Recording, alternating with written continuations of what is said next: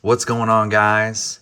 In conclusion to the PopComplex's celebration of the Halloween season, we today have the NECA Friday the 13th Part 7, the new Blood Ultimate Jason Voorhees figure, and we're going to unbox it and review it today. So, my name is Matt, and this is the PopComplex.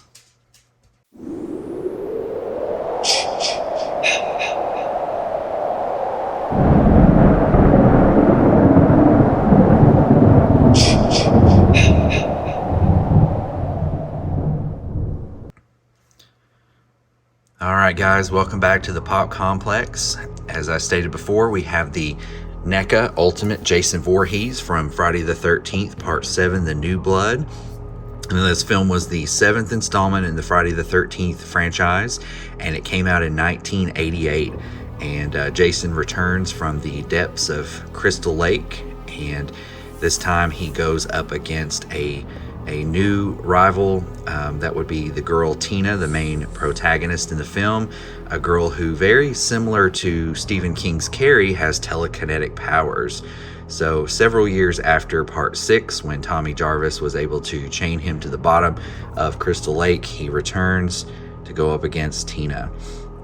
So we'll take a look at the box art here. We have the poster art to the film here on the front cover, which is really not a bad poster art. I mean, you know, if you had never seen this film before and you saw this, you would wonder, you know, what's going on? Who is this girl?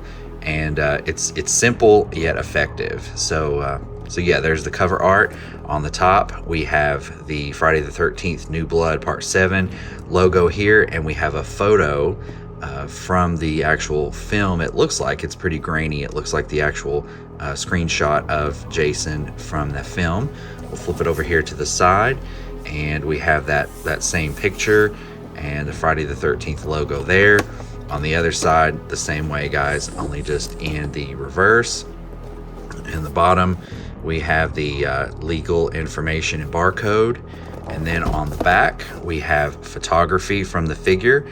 We have a side shot here, Jason, that shows the mask that was chipped away, and you can see his jaw there. And then we have an unmasked Jason from that infamous scene in the film, which I think the makeup, the special effects here for this were very awesome. And I love the conclusion of this movie when he goes up against Tina and she actually fights him. So here he is with the brush trimmer, the tree trimmer. Well, it's like a sickle kind of weapon here, and then we have him here with the brush trimmer, the weed whacker, in that infamous scene from the film. And then we have a normal stalking photo of Jason, and we're going to open this flap up so we can actually see the figure. Now this figure, guys, looks awesome. So if you know what Jason looks like in the film, he is absolutely ravaged. He's torn up. He is absolutely gruesome, and you know, to some it's one of the best Jason appearances in the franchise. But we have this nice photo of the figure here, and he has sort of like a hand sickle, a hand scythe here in this artwork. But there he is, guys. Look at how awesome that is just in the packaging. That detail on this figure is incredible. And like I said, he is torn to pieces in this movie, and that's what makes it one of the better, cooler Jason appearances. And you can see, you know, the sickle, and there's an alternate hockey mask back there, the weed trimmer, some alternate hands. You can see the alternate head there, which we'll take a better look at that when we have it out of the packaging, guys. But you know, we have the classic machete, a butcher knife, and looks like a tent stake, and the axe that he had in the one scene. So guys, that is the NECA packaging for the Friday the 13th Ultimate Jason from Part 7, The New Blood. So let's not waste any more time. Let's get into it. Let's see how awesome Jason looks out of the packaging. Stay tuned, guys. Alright guys, here is Part 7, Jason Voorhees in all of his gory goodness. And this figure, I will have to say, the level of detail on this is absolutely incredible, guys. I know that myself included, fans of the franchise and NECA's Friday the 13th Jason figures have waited a long time for this figure, and NECA has been talking about it, teasing it, showing us pictures of it for a while. but now that we actually have it, first glance, it doesn't look like we're going to be disappointed at all. So there he is. First, guys, I'm going to take the tape measure here, and we're going to do a little size comparison here. It looks like Jason is coming out at, from the top of his head there, right at 7.5 inches in scale. So he is in scale with all of the other Friday the 13th Jasons. So NECA has, you know, they usually do their ultimates in a 7-inch scale, but he is 7.5 inches, but fits within that scale. So we'll take a closer look here, guys, at the mask itself. It is the classic mask from part 7, where they have the propeller, the boat motor propeller damage here that's chipped away most of the lower half of the mask, and you can see his jawbone there underneath. But the classic mask does retain the axe wound that he sustained at the end of part 3 for continuity and detail. Now he does have this chain around his neck still from the end of part 6 when Tommy Jarvis chained him at the bottom of Crystal Lake. So when he was able to get loose, he still had the chain around his neck during the film. But you can see here, guys, this outer shirt, it is a flexible outer piece over all of this gory detail of Jason's rotting flesh, his body underneath. You can kind of flip that back and see that a little bit there, guys, but it's just absolutely torn to shreds. And I can't imagine the level of detail that NECA had to undergo looking at the film itself and you know, production photos and stills to get this level of detail. And we can see here, guys, that his spine, his backbone is showing as it was in the film. You could see that one scene where he was walking away from the camera, and you can just see that he is wasting away. There is not much left of him from years of being at the bottom of Crystal Lake in this film. But you know, his hands are just, you know, you can see the bones underneath his hands just rotting away there. You take a closer look, and NECA has really done a good job again of giving us that clear coat, that shiny clear coat over his flesh that gives it really that wet, oozy look. And I know that they've been doing that a lot on their you know, figures like in eyes and mouths, to really give it that wet look, like an eye, you know, really would, or you know, an open mouth would on like a lot of the, you know, the recent King Kong figures that have that wet look. And it really looks good over, you know, flesh like this, really over blood. That organic material really gives it a really realistic look, guys. So the level of detail all the way down to, as you can see here, the treads on the bottom of his boots are even the actual, you know, boot treads that would be on the bottom instead of a flat surface. You can see the bones of his knees, his kneecaps showing there through this goriness. We'll take a closer look there at the part 7 mask. Again, just beautiful detail. I was a little bit worried when I got this that the mask was going to be a little bit too bright white in comparison, because you know it is dirtied up. It is, you know, has been at the bottom of the lake, so I didn't really want a clean white mask, but it doesn't look too bad. It looks pretty dull. It looks like a pretty dull white. It's still pretty clean looking, but you know, if you look at the artwork, the photos from the film, it seems to be pretty consistent. So there he is, guys. And I'm going to go ahead and take this mask off since it is removable, and we'll show the face underneath. If I can get a close-up shot of this, guys, there is the Jason face underneath when it was revealed at the very conclusion of the film. As you can see, it's pretty rotted away. His whole jaw and teeth are exposed there where he's been rotting away, and it's very consistent because you have this line here in the top where the axe wound would have been from part 3, and then the side of his eye socket here where his whole head slid down on the machete at the conclusion of Friday the 13th Part 4. So there's the Jason face reveal underneath, and so you can pop this mask easily back on just like that. Very, very awesome figure. This is I think one of the best as far as detail wise, and you know, they had a big job. NECA had a big job to recreate this look because there's so much detail and gore in this look. So we'll take a look at the articulation. So the head is on a ball joint. So let me remove the mask here again so I can show you guys. So he gets full left to right and up and down. Not too much more upward movement up other than this here, guys, but it is on a ball joint, so you can get a lot of different looks there for Jason with the ball jointed head. Get the mask back on.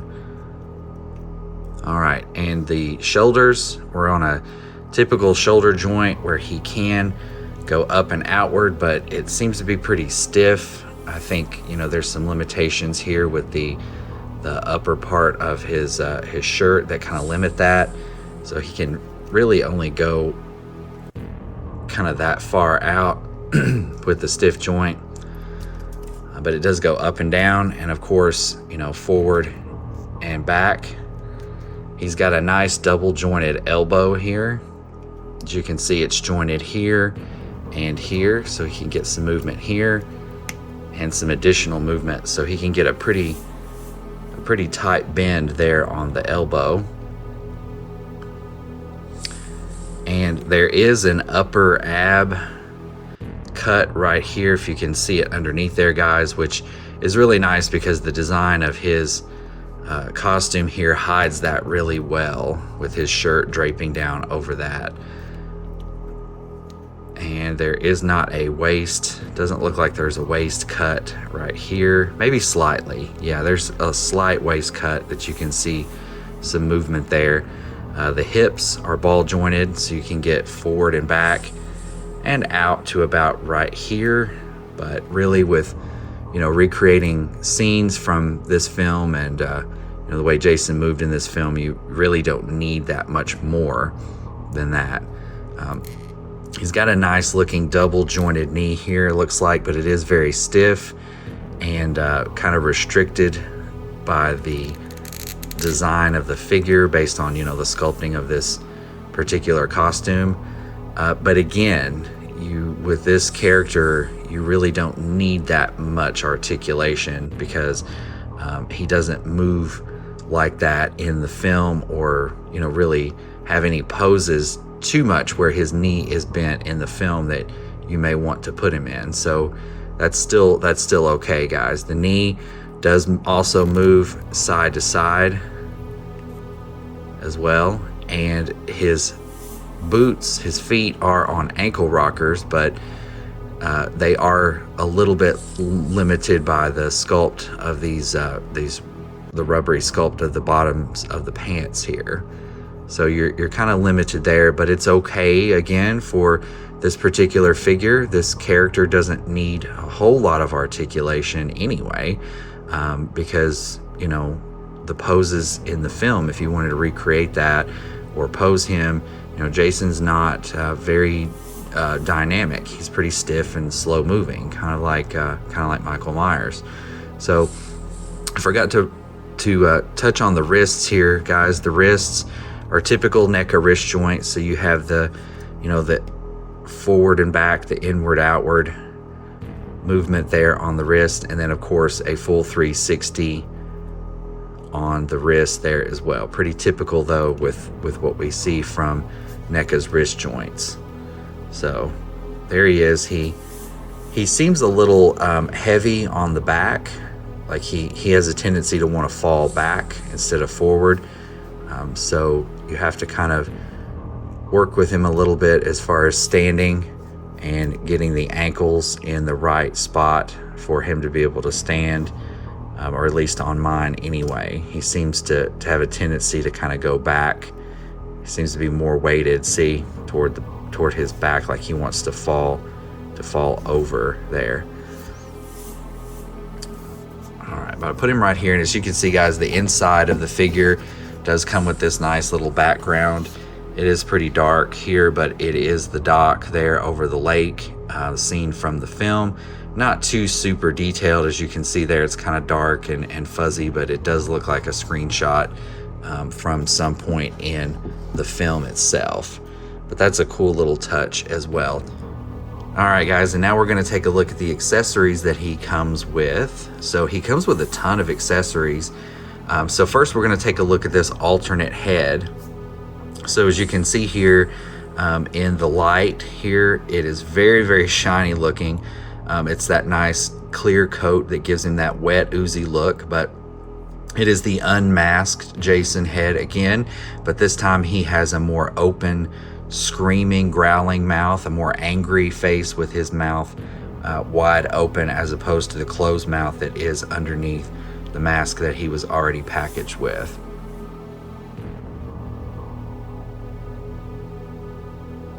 You can see the detail on that head. Love that clear coat, that wet look. All right, and following up with that, he does come with an alternate hockey mask.